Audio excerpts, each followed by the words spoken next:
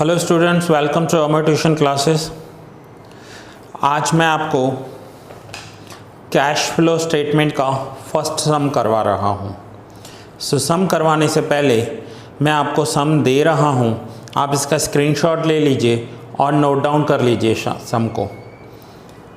यहाँ पर पहले आपको कैश फ्लो स्टेटमेंट बनाना है। मैंने फॉर्मेट आपको एक्सप्लेन किया था, कैश फ्रॉम ऑपरेटिंग एक्टिविटीज़, जिसका ये फॉर्मेट है। देन ये फर्स्ट पेज आप रिकॉर्ड कर लो। Now second page, cash from investing activities, cash from financing activities and finally closing cash balance. Sum कैसे करते हैं मैं आपको एक्सप्लेन करूँगा अभी। उसके बाद ये जो मैंने अकाउंट्स बनाए हैं, ये एज इट इज़ अकाउंट्स अभी आप नोट डाउन कर लो, मैं आपको एक्सप्लेन कर देता हूँ।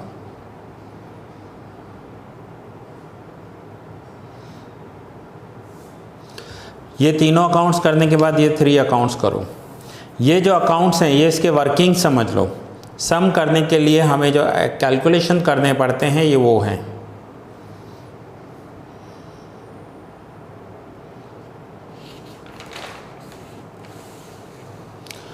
And then these 3 accounts.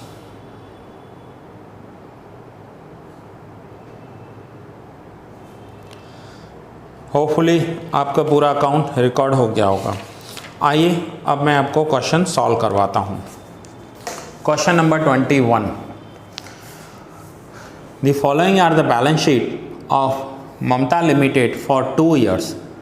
Mamata limited की 2 ईयर्स की बैलेंस शीट दी हुई है। अब आपको कभी भी कैश फ्लो का सम दिया होगा तो कंपलसरी आपको 2 ईयर्स की बैलेंस शीट दी हुई होगी और उसके बाद आपको एडिशनल इन्फॉर्मेशन दी हुई होगी। सबसे पहले हमें क्या करना है, तो ये जो फिक्स्ड एसेट्स हैं इनके अकाउंट्स बनाने हैं हमें। फिक्स्ड एसेट्स के अकाउंट्स दैट मीन्स जैसे गुडविल है, मशीन्स, पैटेंट्स, इन्वेस्टमेंट्स, जो भी फिक्स्ड एसेट्स हैं उनके अकाउंट्स बनाएंगे। तो आइए सबसे पहले देखिए, मैंने गुडविल का अकाउंट बनाया है, मशीन का अकाउंट बनाया, देन पैटेंट्स का अकाउंट बनाया। उसके बाद इन्वेस्टमेंट का अकाउंट बनाया। अकाउंट बनाने के लिए जब भी आप ये सम स्टार्ट करोगे, कैश फ्लो स्टेटमेंट आपको ड्रॉ करनी है और उसके बाद 10-12 अकाउंट्स बना देने हैं। करंट एसेट्स का अकाउंट नहीं बनेगा, करंट लाइबिलिटीज़ के अकाउंट्स नहीं बनेंगे। फिर इक्विटी शेयर कैपिटल अकाउंट बनाएंगे, जनरल रिजर्व हम अकाउंट बनाएंगे, प्रॉफिट एंड लॉस का अकाउंट नहीं बनता कभी भी। डिबेंचर रिडम्पशन रिजर्व अकाउंट्स बनाएंगे, डिबेंचर्स का भी अकाउंट बनाएंगे और टैक्स प्रोविज़न बनाएंगे। करंट एसेट्स, करंट लाइबिलिटी के अकाउंट्स नहीं बनेंगे एंड प्रॉफिट एंड लॉस का भी अकाउंट नहीं बनेगा। सबसे पहले सम स्टार्ट करने के लिए प्रॉफिट एंड लॉस अकाउंट जो है वो हम यहाँ पर लिखेंगे कैश फ्रॉम ऑपरेटिंग एक्टिविटी। ये कैश फ्लो स्टेटमेंट है जिसमें profit and loss account. Profit and loss account में हम करंट ईयर में से प्रीवियस ईयर का प्रॉफिट माइनस करेंगे। अब यहाँ पर है 11 एंड 12, तो 12 हमारा करंट ईयर हुआ एंड 11 हमारा प्रीवियस ईयर हुआ। जो करंट ईयर में से प्रीवियस ईयर माइनस करेंगे, सो 86,000 माइनस 80,000, आउटर कॉलम 6,000। इतना करने के बाद फिर अब हम जितने भी अकाउंट्स बनाकर आए हैं उन अकाउंट्स के ओपनिंग एंड क्लोजिंग बैलेंसेस लिखेंगे। जैसे कि गुडविल है तो गुडविल का 11 का बैलेंस जो है वो ओपनिंग 10,000 और जो क्लोजिंग 12 का जो बैलेंस है वो क्लोजिंग में लिखेंगे 5,000। ये है ओपनिंग 10,000, ये है closing 5,000। Now machinery account. Machine account में ओपनिंग 850, क्लोजिंग 1075। अब यहाँ पर देखिए गुडविल और मशीन एसेट्स होते हैं, इसलिए उनके ओपनिंग बैलेंस डेबिट बैलेंस होते हैं और क्लोजिंग बैलेंस क्रेडिट बैलेंस होंगे। मशीन में भी सेम होगा, ओपनिंग बैलेंस डेबिट होगा, क्लोजिंग बैलेंस क्रेडिट होगा। नाउ पेटेंट्स, पेटेंट्स में opening 50,000 and closing 40,000, opening balance debit, closing balance credit 50 and 40. Now next investment account, investment में opening balance debit, closing balance credit, ये 1 lakh debit और 125 credit. अब equity share capital, capital liability होती है इसलिए opening balance debit होगा. Opening balance देखिए capital का कितना है तो वो है 4,50,000, ओपनिंग कैपिटल 450, क्रेडिट साइड लिखेंगे तो closing capital debit side 750. Then general reserve, general reserve liability side आता है इसलिए ओपनिंग क्रेडिट बैलेंस होगा और closing debit balance. So 350 opening होगा credit side and 3 lakhs closing balance होगा debit side. Same debenture redemption reserve, debenture redemption reserve opening 0 दिया हुआ है, क्लोजिंग 4,000 दिया हुआ है तो क्लोजिंग डेबिट साइड लिख दिया 4,000. Then debentures account, debentures account opening balance 2 lakhs credit side, closing balance debit side 1 lakh. And the last tax provision, opening balance 50,000 credit side and closing balance debit side 70,000. So यहाँ पर हमने क्या किया, हमने opening and closing balances को record कर लिया. अब आइए हम सम स्टार्ट करते हैं.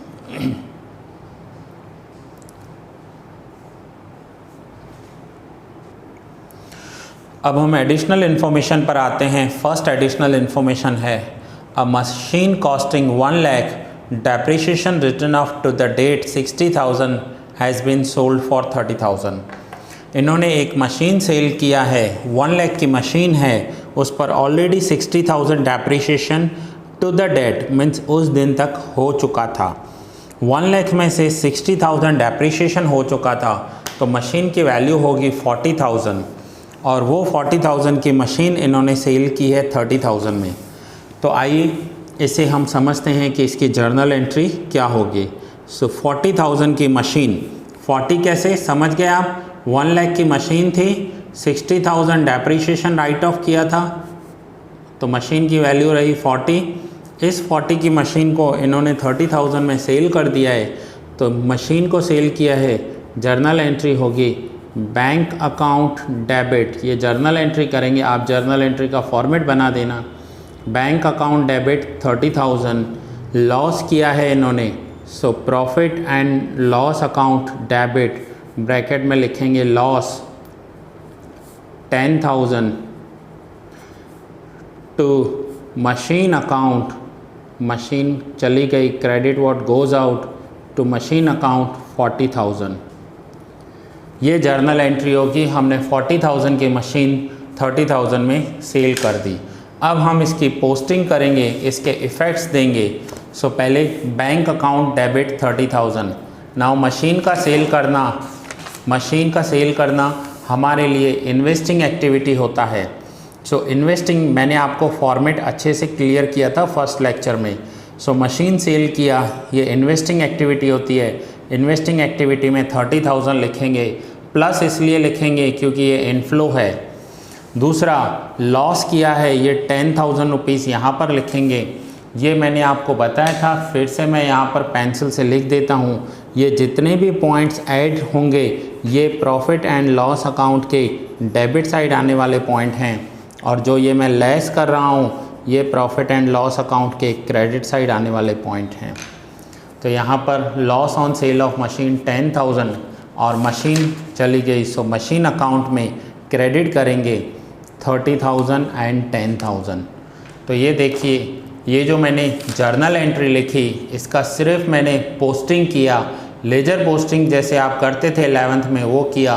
Bank account debit 30,000 rupees bank में आ रहे हैं, ये इन्वेस्टिंग एक्टिविटी में से आ रहे हैं। इन्वेस्टिंग एक्टिविटी में क्या क्या आता है, हम एसेट्स सेल करते हैं तो इनफ्लो लिखते हैं, एसेट्स परचेज करते हैं तो आउटफ्लो लिखते हैं।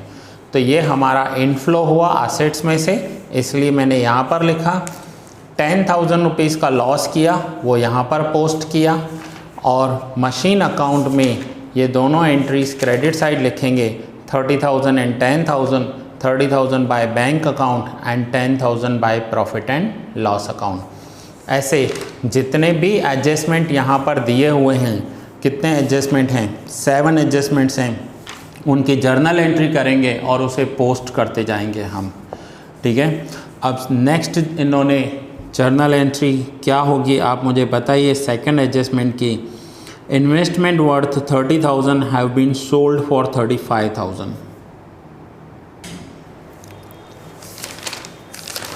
Now second adjustment, investment worth 30,000 have been sold for 35,000। 30,000 के इन्वेस्टमेंट 35,000 में सेल किए हैं, तो जर्नल एंट्री क्या होगी, तो जर्नल एंट्री होगी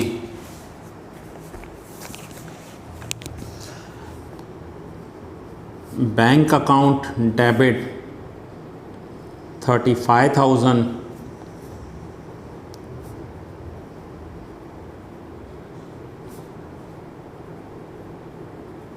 to investment account 30,000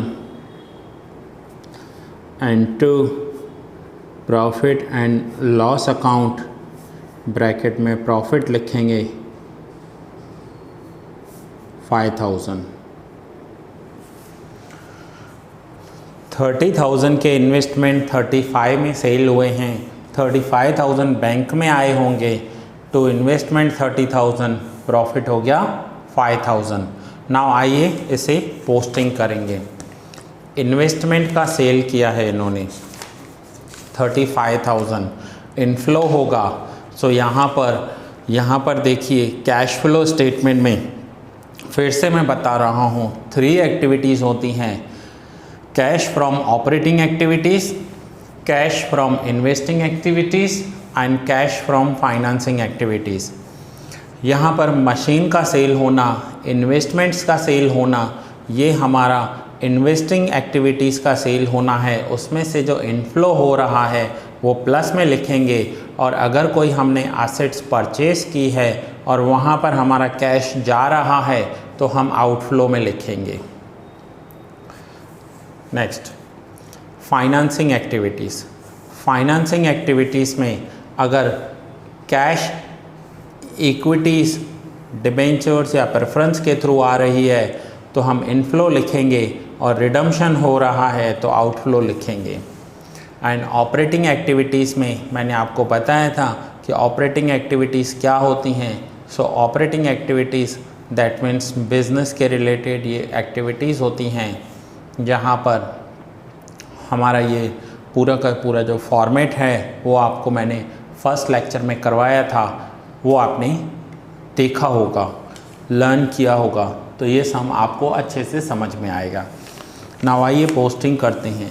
bank account debit 35,000, तो ये 35,000 का इनफ्लो हो रहा है। सो यहाँ पर मैं लिखूँगा sale of investment 35,000, investing activities में इनफ्लो है। फिर है to investment accounts, investment sale हो गए, सो इन्वेस्टमेंट अकाउंट में क्रेडिट करेंगे 30,000 बाय बैंक अकाउंट। ये मैं पोस्टिंग कर रहा हूँ लेजर पोस्टिंग जैसे आप 11th में करते थे।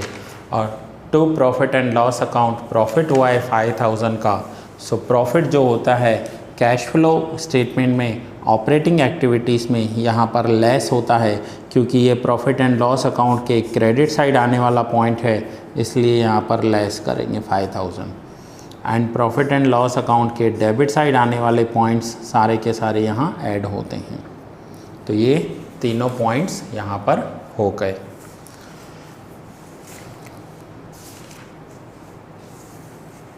Next, third adjustment, the company issued bonus shares to the existing equity shareholders by capitalizing required sum from general reserve in the proportion of 3:1। Company अपने एग्जिस्टिंग शेयर होल्डर्स को bonus shares दे रही है और वो भी अपने जनरल रिजर्व में से दे रही है और 3:1 में दे रही है। तो अभी हम देखेंगे कि कंपनी के पास ओपनिंग इक्विटी शेयर कैपिटल कितना है। तो यहाँ पर देखिए ओपनिंग इक्विटी शेयर कैपिटल 4,50,000 है। नाउ 4,50,000 है तो कंपनी क्या कर रही है, ऑन 3 शेयर्स 1 शेयर बोनस दे रही है। सो 4,50,000 अगर इक्विटी शेयर कैपिटल है, सो बोनस हाउ मच, तो ये बोनस का जो अमाउंट होगा वो आ जाएगा 1,50,000। जो बोनस का अमाउंट होगा वो होगा 1,50,000। उसके लिए हम जर्नल एंट्री करेंगे, general reserve account debit, general reserve account debit 1,50,000 to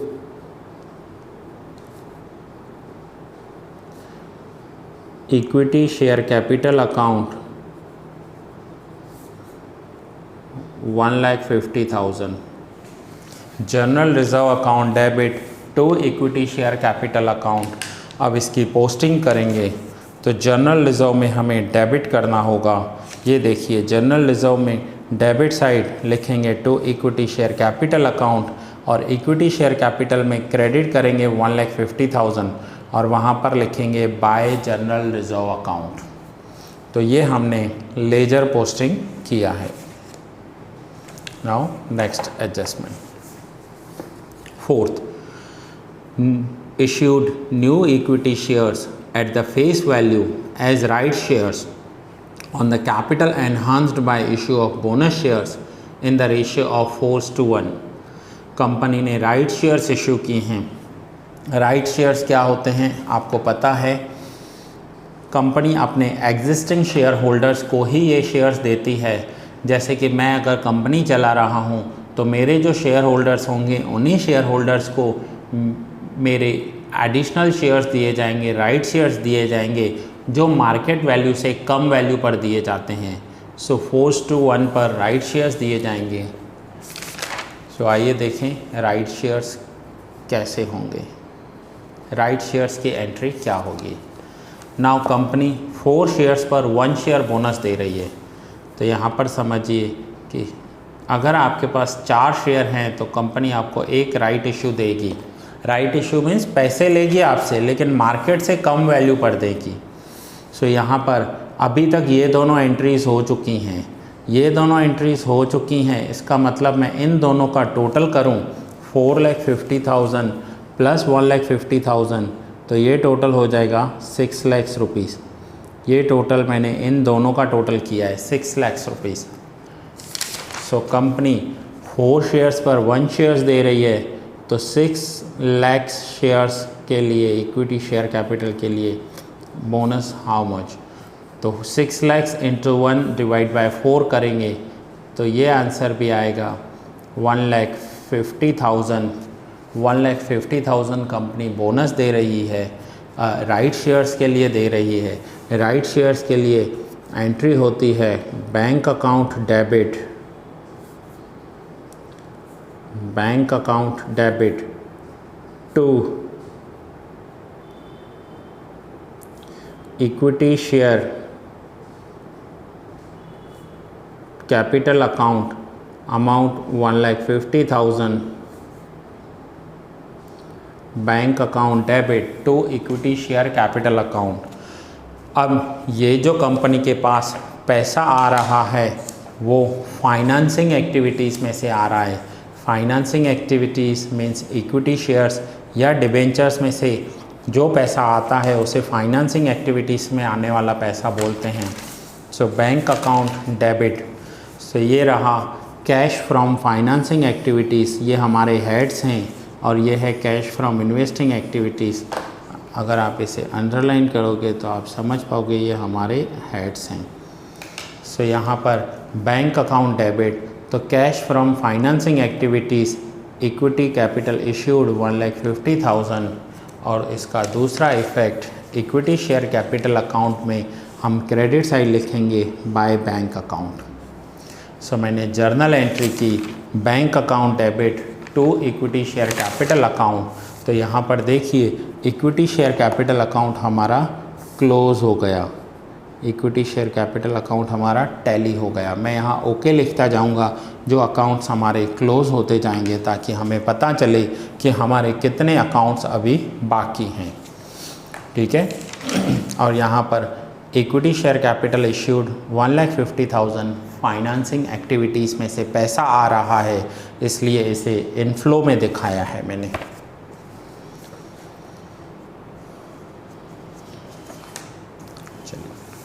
next adjustment number 5, redeemed 1/2 of debentures at ₹96 per debenture and the profit on redemption of debentures has been transferred to debenture redemption capital reserve। इन्होंने आधे debentures, half debentures 96 rupees पर debentures के हिसाब से redeem किए हैं। Redeem करना means पैसा वापस देना, और ये डिबेंचर्स का पैसा वापस देना ये फाइनेंसिंग एक्टिविटी में आता है। सो अब हम इनके डिबेंचर्स देखें, पहले हैं कितने डिबेंचर्स। तो यहाँ पर देखिए ओपनिंग डिबेंचर्स देखेंगे 2 लाख के थे, क्लोजिंग डिबेंचर्स 1 लाख के थे, क्योंकि आधे डिबेंचर्स तो रिडीम हो चुके हैं। सो 2 लाख में से 1 लाख हो गए, तो 1 लाख डिबेंचर्स जो रिडीम हो गए। सो आइए देखते हैं 2 लाख में से 1 लाख हो गए, तो इन्होंने 1 लाख जो रिडीम किए हैं वो कैसे रिडम्पशन किया है इन्होंने।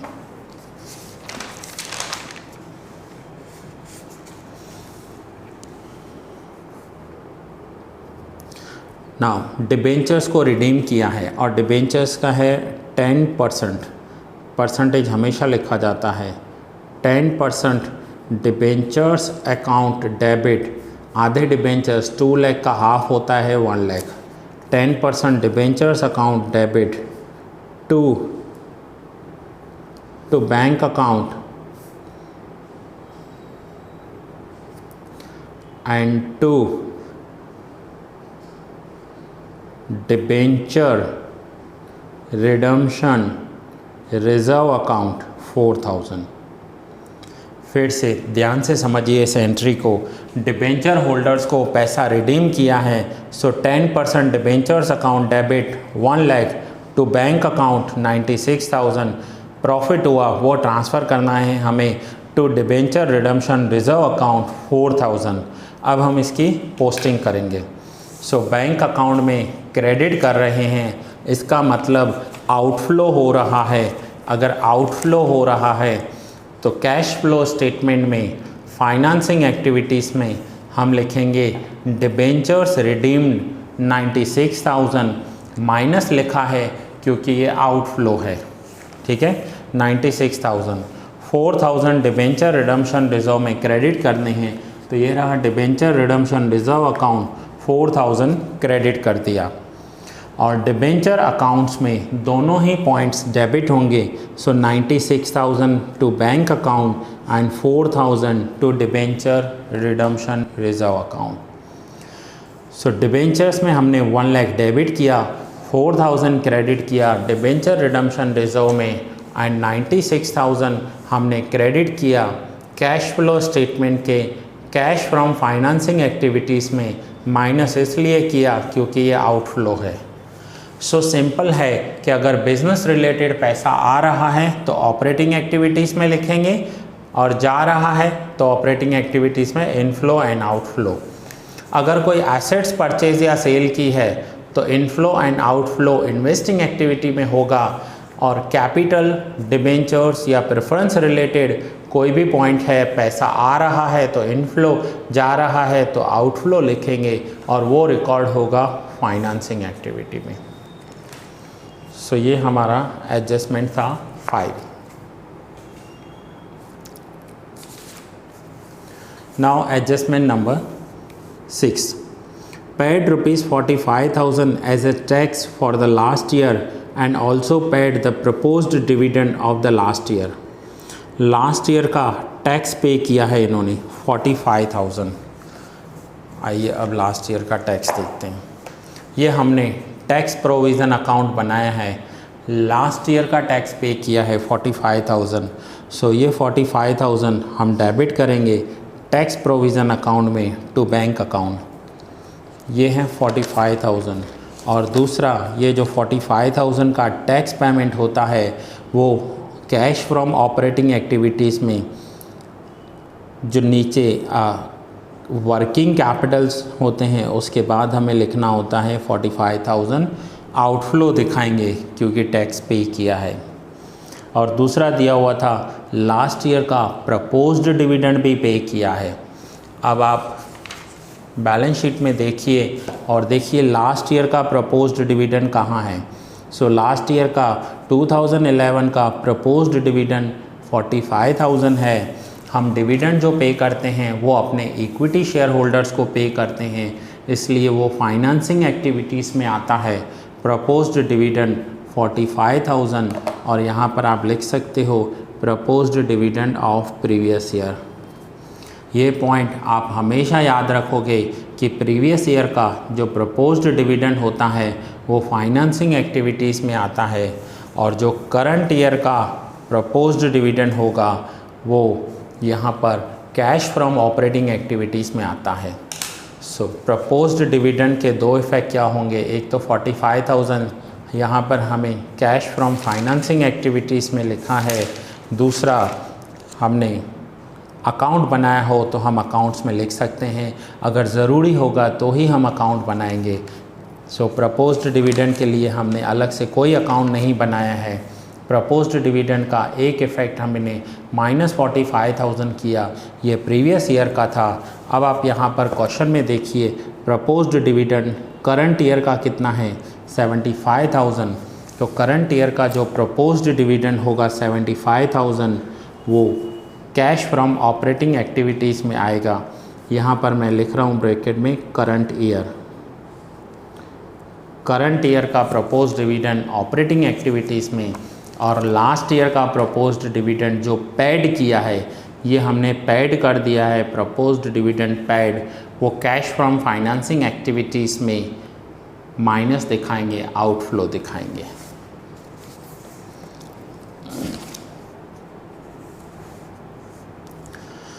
₹90,000 वर provided for depreciation on machinery, 7th adjustment है। सो डेप्रिसिएशन की जर्नल एंट्री क्या होती है, बहुत ही सिंपल जर्नल एंट्री है। मैं यहाँ पर लिख रहा हूँ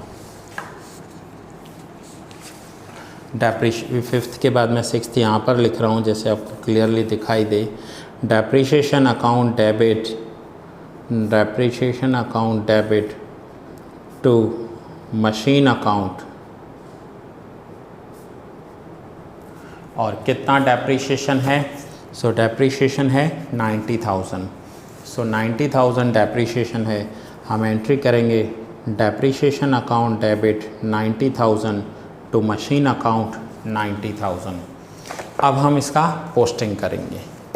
सो depreciation account profit and loss account में डेबिट साइड आता है, इसलिए हम कैश फ्रॉम ऑपरेटिंग एक्टिविटीज़ में डेप्रिसिएशन 90,000 लिखेंगे।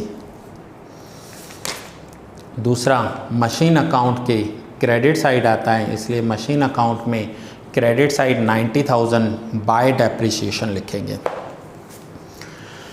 अब आगे क्या दिया हुआ है, from the above particulars prepare a statement showing cash from operation, cash flow statement.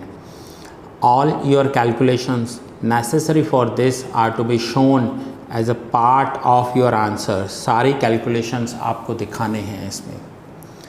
अब यहाँ पर हमारे एडजस्टमेंट्स तो पूरे हो गए, अब हम एक एक अकाउंट करके क्लोज करते जाएंगे और उनके इफ़ेक्ट्स जो हैं वो यहाँ पर कैश फ्लो स्टेटमेंट में देते जाएंगे। सो आइए पहले देख लेते हैं कौन कौन से अकाउंट्स हैं।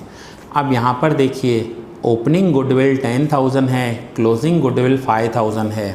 ये रहा क्वेश्चन आपके सामने, opening goodwill 5,000 opening goodwill 10,000 closing goodwill 5,000। सोचिए आप, गुडविल एक एसेट्स होती हैं, ओपनिंग 10,000 था, क्लोजिंग 5,000 है, तो बाकी का जो 5,000 होगा वो during the year right of किया हुआ होगा। सो इसलिए ये एक हिडन एडजस्टमेंट है, हमें क्लोज करते वक्त यहाँ पर लिखना है by profit and loss account. ये देखिए ओपनिंग गुडविल 10,000, क्लोजिंग गुडविल 5,000, जो 5,000 डिफरेंस आया ये इन्होंने during the year right of किया होगा। सो 5,000 रुपीज़ राइट ऑफ कर दिया। यहाँ पर हम क्रेडिट करेंगे और गुडविल राइट ऑफ करने के लिए इफ़ेक्ट होता है प्रॉफिट एंड लॉस अकाउंट में डेबिट साइड। सो ये रहा प्रॉफिट एंड लॉस अकाउंट का debit side, goodwill return of ₹5,000। So P&L में जो भी डेबिट में पॉइंट्स आते हैं वो हम यहाँ लिखते हैं। इन पॉइंट्स को नॉन कैश एक्सपेंसेस भी बोल सकते हैं। डेप्रिसिएशन जो है या गुडविल राइट ऑफ करना ये नॉन कैश एक्सपेंस होता है। अब देखिए गुडविल अकाउंट क्लोज हो गया, मैंने यहाँ ओके लिख दिया, ठीक है। अब मशीन अकाउंट पर आते हैं, ध्यान से समझना इसको। मशीन अकाउंट को ओपनिंग मशीन 8,50,000 की थी। During the year machine sale भी की है, ड्यूरिंग द ईयर मशीन का डेप्रिसिएशन भी कैलकुलेट किया है। तो क्लोजिंग मशीन 10,75,000 की कैसे हो गई? फिर से क्वेश्चन पूछता हूँ। Opening machine 8,50,000, during the year sale किया, during the year depreciation calculate किया, और फिर भी क्लोजिंग मशीन कम होनी चाहिए बट 850 में से 1050 हो गई। इसका मतलब ड्यूरिंग द एंटायर ईयर इन्होंने मशीन्स परचेज़ की होगी।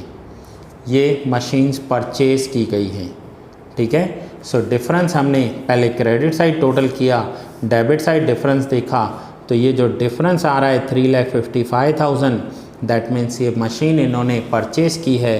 ये फर्स्ट सम है, मैं ब्रैकेट में यहाँ पर लिख देता हूँ मशीन परचेज्ड। ये इन्होंने मशीन परचेज़ की होगी। सो मशीन परचेज़ की है 3,55,000 की, और मशीन परचेज़ की है तो ये इन्वेस्टिंग एक्टिविटीज़ में आएगी। मशीन जब हम परचेज़ करते हैं तो हमारा जो कैश है वो आउटफ्लो होता है। आउटफ्लो होगा तो यहाँ पर लिखेंगे इन्वेस्टिंग एक्टिविटीज़ में purchase of the machine 3,55,000 minus इसलिए लगाया है क्योंकि ये पैसा जाएगा। हम मशीन परचेज़ करेंगे तो हमारा जो कैश फ्लो है वो आउटफ्लो होगा, इसलिए हम यहाँ पर माइनस में लिखेंगे। सो ये मशीन अकाउंट भी मैंने क्लोज कर दिया। Now patents account same goodwill जैसा है। ओपनिंग पैटेंट्स 50,000 थे, क्लोजिंग पैटेंट्स 40,000 थे। During the year patents decrease हो गए, इसका मतलब इन्होंने पैटेंट्स राइट ऑफ किए होंगे। ये 10,000 जो डिफरेंस आ रहा है ये पैटेंट्स इन्होंने राइट ऑफ किए हुए होंगे। सो 10,000 राइट ऑफ करके प्रॉफिट एंड लॉस अकाउंट के डेबिट साइड रिकॉर्ड किए जाते हैं। सो ये रहे पैटेंट्स राइट ऑफ ₹10,000। पैटेंट्स को राइट ऑफ किया गया है तो ये पैटेंट अकाउंट भी क्लोज हो गया। अब इसके बाद investment account. Opening investment 1 lakh के थे, 30,000 के इन्वेस्टमेंट सेल किए हैं, फिर भी क्लोजिंग इन्वेस्टमेंट 125 के हो गए। Opening 1 lakh, closing 125, closing investments increase हो गए और सेल भी किए हैं। इसका मतलब है ड्यूरिंग द एंटायर ईयर इन्होंने ये इन्वेस्टमेंट्स 55,000 जो डिफरेंस आ रहा है ये इन्वेस्टमेंट्स इन्होंने परचेज़ किए होंगे। यहाँ पर देखिए सेल किए हैं 30,000, फिर भी क्लोजिंग 125 है तो टोटल हुआ 155। सेम 155 लिखकर ये 1 लाख माइनस करेंगे, डिफरेंस आएगा 55। और ये जो 55,000 के जो इन्वेस्टमेंट्स हैं ये परचेज़ किए हैं। इन्वेस्टमेंट्स परचेज़ करना एक इन्वेस्टिंग एक्टिविटी होती है, इसलिए परचेज़ ऑफ इन्वेस्टमेंट को इन्वेस्टिंग एक्टिविटीज़ में माइनस लिखेंगे, -55,000, क्योंकि ये आउटफ्लो होगा। अगर हम किसी भी कंपनी में इन्वेस्ट करते हैं, किसी कंपनी के शेयर्स परचेज़ करते हैं तो हमारा कैश आउटफ्लो होता है, तो यहाँ पर -55,000 लिखेंगे हम। तो ये हमारा इन्वेस्टमेंट अकाउंट भी क्लोज हो गया। इक्विटी ऑलरेडी क्लोज्ड है। Now general reserve. General reserve में डेबिट साइड जो टोटल है वो 4,50,000 है और क्रेडिट साइड जो टोटल है वो 3,50,000 है। यहाँ पर देखिए इनके पास 3,50,000 का ओपनिंग जनरल रिजर्व था, उसमें से इन्होंने बोनस दिया, फिर भी इनके पास 3 लाख का जनरल रिजर्व है। एनी हाउ जनरल रिजर्व में जो भी डिफरेंस आए आपको प्रॉफिट एंड लॉस अकाउंट में ट्रांसफ़र करना होता है। इन्होंने ड्यूरिंग द ईयर 1 लाख का प्रोविज़न किया होगा, इसलिए 350 ओपनिंग था, 1 लाख का प्रोविज़न किया, 450 हो गए, जिसमें से 150 बोनस दे दिया, बाकी 3 लाख क्लोजिंग पड़ा है। तो जनरल रिजर्व में जो भी प्रोविज़न होता है वो प्रॉफिट एंड लॉस अकाउंट में से होता है, सो इसे ट्रांसफ़र करेंगे प्रॉफिट एंड लॉस अकाउंट के डेबिट साइड। तो यहाँ पर देखिए प्रॉफिट एंड लॉस अकाउंट के debit side general reserve 1 lakh rupees.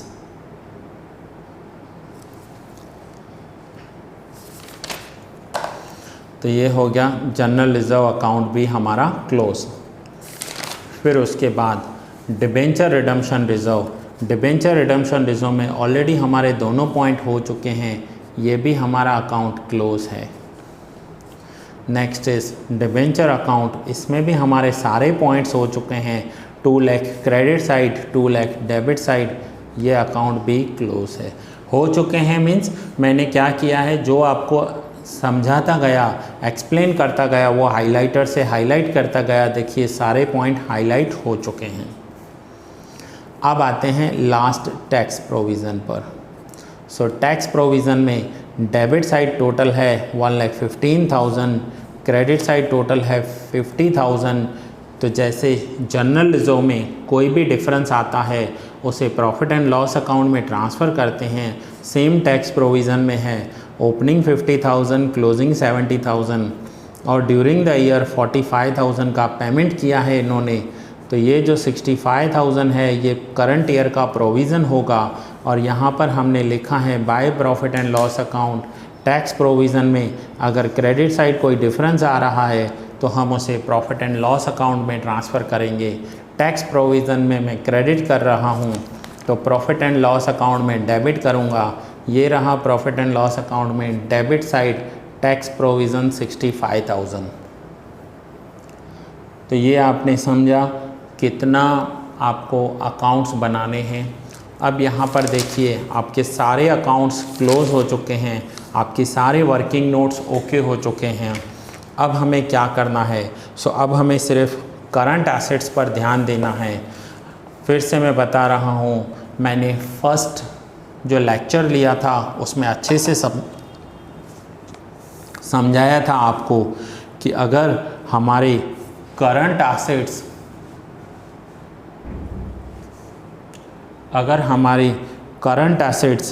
यहाँ पर मैं लिख रहा हूँ करंट एसेट्स इंक्रीज़ हो रहे हैं। करंट एसेट्स जैसे ही मैं वर्ड यूज़ करूँ आपके माइंड में स्टॉक आ जाना चाहिए। करंट एसेट्स इंक्रीज़ हो रहे हैं तो यहाँ पर हमारा आउटफ्लो होगा, ये हमारा आउटफ्लो होगा मीन्स हमारा पैसा जा रहा है, हम माइनस करेंगे। अगर स्टॉक इंक्रीज़ होगा तो ज़रूर हमने वो परचेज़ किया होगा और परचेज़ करने के लिए पैसा दिया होगा, तो ये आउटफ्लो है। इसका उल्टा करंट एसेट्स डिक्रीज़ हो गए तो ये हमारा इनफ्लो होगा। Current assets that means stock, अगर स्टॉक डिक्रीज़ हो गया इसका मतलब हमने स्टॉक सेल कर कर कैश लिया होगा, कैश इनफ्लो हुआ होगा। और फिर से current liabilities increase, current liabilities अगर इंक्रीज़ हो रही हैं तो जैसे करंट एसेट्स इंक्रीज़ हो रहे थे तो माइनस हो रहा था, करंट लाइबिलिटी इंक्रीज़ होगी तो प्लस होगा, एंड करंट लाइबिलिटीज़ अगर डिक्रीज़ हो रही हैं तो माइनस होगा। ये 4 रूल आपको एज इट इज़ जैसे मैंने अभी लिखे हैं याद से अपने नोटबुक में आगे जो फॉर्मेट लिखा है वहाँ लिख देना, क्योंकि आने वाले पॉइंट्स इसी पर होने वाले हैं। चलिए नाउ यहाँ पर हम एसेट साइड देखते हैं। गुडविल हो गया, मशीन हो गया, पैटेंट्स हो गया, इन्वेस्टमेंट हो गया। मैं हो गया इसलिए बोल रहा हूँ क्योंकि इनके मैंने अलग से अकाउंट्स बनाए थे। स्टॉक का अभी तक हमने कोई पॉइंट नहीं किया है। अब स्टॉक जो है वो करंट एसेट्स होते हैं। करंट एसेट्स 70,000 में से 60,000 हो गए। नाउ आप मुझे बताइए करंट एसेट्स 70,000 में से 60,000 हो गए, मीन्स डिक्रीज़ हो गए। तो यहाँ पर देखिए, अगर करंट एसेट्स डिक्रीज़ होते हैं तो इसका मतलब है इनफ्लो हुआ है। तो मैं यहाँ पर लिखूँगा, ये यहाँ पर वर्किंग कैपिटल चेंजेस, ये अलग से एक हेडिंग है जिसमें हम करंट एसेट्स और करंट लाइबिलिटीज़ लिखते हैं, वर्किंग कैपिटल चेंजेस। 70 में से 60 हो गया स्टॉक, 10,000 डिक्रीज़ हो गया। तो यहाँ पर देखिए डिक्रीज़ इन स्टॉक 10,000, आपको खास ये समझना है कि प्लस क्यों हुआ, क्योंकि करंट एसेट्स डिक्रीज़ होते हैं तो इनफ्लो होता है। करंट एसेट्स डिक्रीज़ होते हैं तो इनफ्लो होता है। नाउ डेटर्स, डेटर्स 160 में से 180 हो गए, करंट एसेट्स इंक्रीज़ हो गए तो आउटफ्लो होता है। डिफरेंस देखेंगे दोनों का, 160 और 180 के बीच में डिफरेंस है 20,000 का। मैं -20,000 लिखूँगा और यहाँ लिखूँगा इंक्रीज़ इन डेटर्स। ठीक है। Cash and bank balance, cash and bank balance जब हम सम पूरा कंप्लीट करेंगे तब यहाँ पर opening cash and bank balance 13,500 लिखेंगे और जो हमारा क्लोजिंग टोटल आएगा वो हमारे closing cash and bank balance के साथ टैली हो जाएगा। सो ये क्लोजिंग हम बाद में टैली करेंगे, अभी मैं ओपनिंग लिख रहा हूँ यहाँ पर 13,500। उसके बाद है prepaid expenses. Prepaid expenses increase हुए, फिर से करंट एसेट्स इंक्रीज़ हुए तो आउटफ्लो होगा, माइनस में लिखेंगे 1500 एंड 2800 के बीच में डिफरेंस है 1300 का।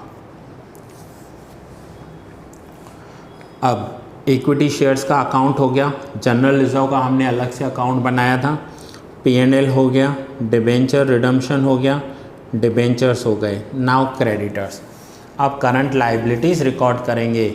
क्रेडिटर्स 60 में से 91 हो गए, करंट लाइबिलिटी इंक्रीज़ हो गई। करंट लाइबिलिटी इंक्रीज़ होती है तो प्लस करते हैं। सो क्रेडिटर 60 में से 91 हो गए, इंक्रीज इन क्रेडिटर्स 31,000। 60 में से 91 हो गए, 31,000 इंक्रीज़ हो गए। बिल्स पेबल, बिल्स पेबल 18 में से 31,000 हो गए। सो इंक्रीज़ इन बिल्स पेबल 18,000 थे, 31,000 हो गए, प्लस लिखेंगे। करंट लाइबिलिटी इंक्रीज़ हो गई, इनफ्लो है। अनपेड एक्सपेंसेस 2,000 में से 3,000 हो गए, so increase in outstanding expenses 1,000। Provision for taxation हो चुका है एंड डिविडेंड भी हो चुका है। यहाँ पर हमारे बुक का काम पूरा हो गया। अब हम टोटल्स करेंगे। तो ये देखिए, कैश फ्रॉम ऑपरेटिंग एक्टिविटीज़ में हमारे सारे पॉइंट्स हो चुके हैं। हम टोटल करेंगे, इसका टोटल आया 3,61,000, उसमें से हमें माइनस करना है 5,000, डिफरेंस आया 3,56,000। इस डिफरेंस को बोलते हैं cash from profit before working capital changes. Cash from profit before working capital changes. उसके बाद है वर्किंग कैपिटल चेंजेस, जिसमें 3,56,000 में प्लस करेंगे 10,000, माइनस 20,000 एंड सो ऑन।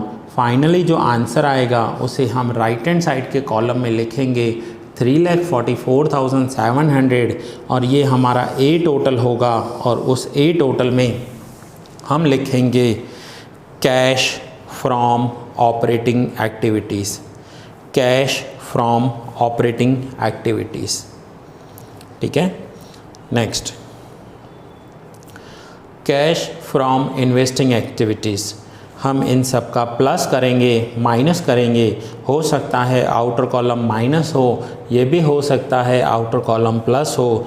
यहाँ पर माइनस आ रहा है, ये बी टोटल होगा। ये होगा हमारा कैश फ्रॉम इन्वेस्टिंग एक्टिविटीज़। फिर हम थर्ड टोटल करेंगे,